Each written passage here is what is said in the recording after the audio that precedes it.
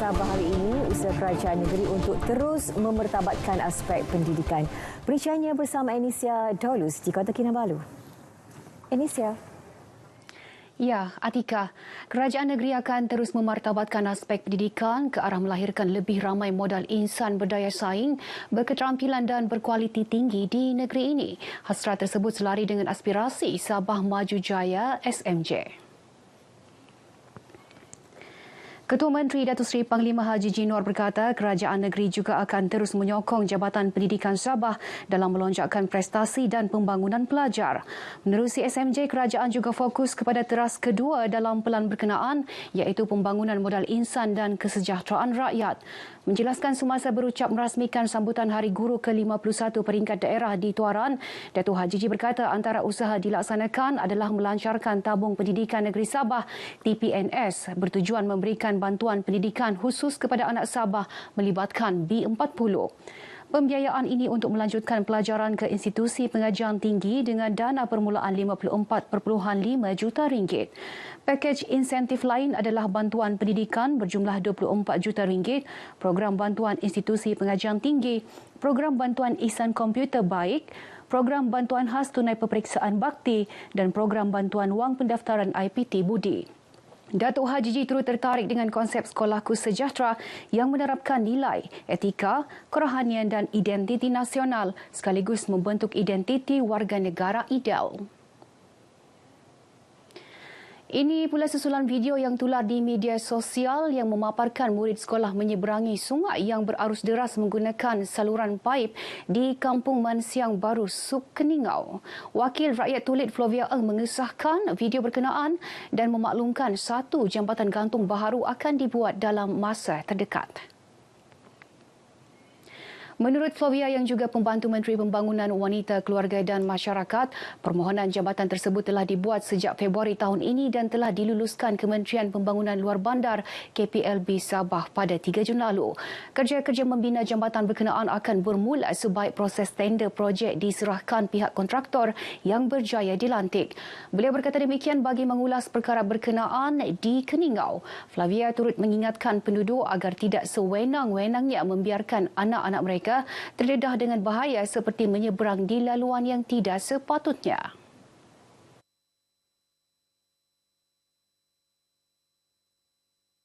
Jika berlaku banjir, ya sila berhubung pihak yang berkuasa seperti bomba dan juga penyelamat, Jabatan Pertahanan Awam, Polis dan juga pegawai daerah ataupun penolong pegawai daerah lah jangan bertindak menyeberangi sungai atau menyalahgunakan kemudahan awam seperti jambatan, saluran paip, jabatan air. Ini tidak menjamin, tidak ada jaminan keselamatan khususnya kepada anak-anak. Seramai 142 ahli kumpulan pertama jemaah haji selamat tiba di lapangan terbang antarabangsa Kota Kinabalu KKIA pukul 6.15 petang semalam yang berlepas dari lapangan terbang antarabangsa Kuala Lumpur KLIA. Ketibaan mereka disambut Menteri Tugas-Tugas Khas Datuk Dr. Muhammad Arifin Muhammad Arif. Alhamdulillah, saya lihat mereka berada dalam keadaan sehat walafiat.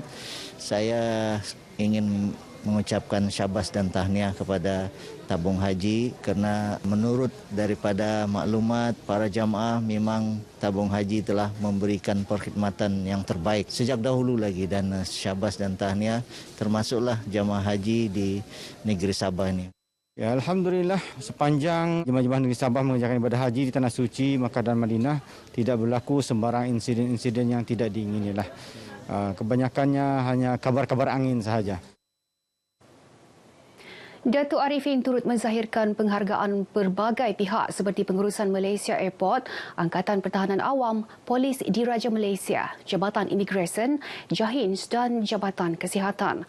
Kumpulan kedua akan tiba hari ini pukul 9.30 malam yang membawa 122 orang jemaah haji. Jawatankuasa Rumah Mesra Sabah Maju Jaya SMJ di peringkat daerah di seluruh negeri diingatkan agar mengutamakan ketua isi rumah KIR yang benar-benar layak agar tidak tercicir menikmati kemudahan berkenaan. Kriteria tersebut penting bagi mengelak pelbagai aduan yang boleh menjejaskan kredibiliti jawatankuasa tersebut. Rumah SMJ ini dapat diberikan kepada betul-betul rakyat yang memerlukan rumah SMJ, dan juga saya difahamkan jawatankuasa pemilihan rumah PPRT SMJ ini di bawah pegawai daerah lah, dan juga saya berharap saya selaku wakil rakyat kawasan daerah Bengkulu ini dapat dilibatkan dan kita dapat mengenal pasti kepada semua penerima yang akan diberikan. Rumah Mesra SMJ merupakan inisiatif baharu di bawah teras modal insan dan kesejahteraan rakyat. Sebanyak 1,500 unit rumah Mesra SMJ dengan anggaran kos tahunan RM125.6 juta seluruh negeri bakal dibina dan akan dilancarkan pada 29 September seperti yang diumumkan Ketua Menteri Datuk Seri Panglima Haji Jinor baru-baru ini. Datuk Robert berkata demikian selepas merasmikan penutupan kejohanan bola sepak 12 tahun MSSD Keningau di Padang SK Bingkor, Keningau. Kejohanan ini menyaksikan Zon Dalit muncul juara dengan menewaskan 35 pasukan lain menyertainya. Manakala tempat kedua dan ketiga disandang SK Merampong dan SK Ulu Senagang. Kejohanan badminton Majlis Sukan Sekolah Sabah bawah 18 tahun menyaksikan Muhammad Taufik bin Amirul dari Kota Blut dan Casey Rin Rampok dari Tuaran dinobatkan johan kategori perseorangan lelaki dan wanita. Kedua-dua atlet ini juga turut menjuarai kategori bergula lelaki dan wanita. Kejohanan 3 hari itu melibatkan penyertaan dari seluruh Sabah dengan 192 peserta dan 72 pegawai berlangsung di Dewan Kemasyuran SMK Pekan, Kuala Penyu. Majlis penutupan dan penyampaian hadiah disempurnakan Menteri Belia dan Sukan, Datuk Elron Angin. Semasa ditemui, Datuk Elron memberitahu bahawa pihaknya dengan kerjasama Universiti Malaysia Sabah kini sedang melaksanakan kajian keberkesanan secara saintifik pembangunan atlet sukan dan sukan yang berpotensi di negeri ini. Kita telah bekerjasama dengan saintis-saintis sukan UMS dan kita sudah memberi tanggungjawab kepada mereka untuk mengkaji beberapa aspek tentang pembangunan sukan secara saintifik. Ya. Kita minta mereka supaya mengkaji apa sukan yang sesuai kepada orang-orang kita di Sabah, kedudukan dia fisikal itu. Jelasnya lagi, hasil kajian berkenaan akan dijadikan panduan kementeriannya dalam melaksanakan pembangunan sukan di negeri ini kelak. Datuk Elron yang juga pernah bersaing dalam 100 meter akhir di Sukan Asia edisi 1982 itu yakin Sabah turut berpotensi dalam sukan badminton. Baik, sekian paparan dari negeri di bawah Bayu. Untuk lebih perkembangan semasa di tanah air, terus sahaja bersama Atika. Silakan, Atika. Baik, terima kasih Inisa untuk perkembangan di Sabah.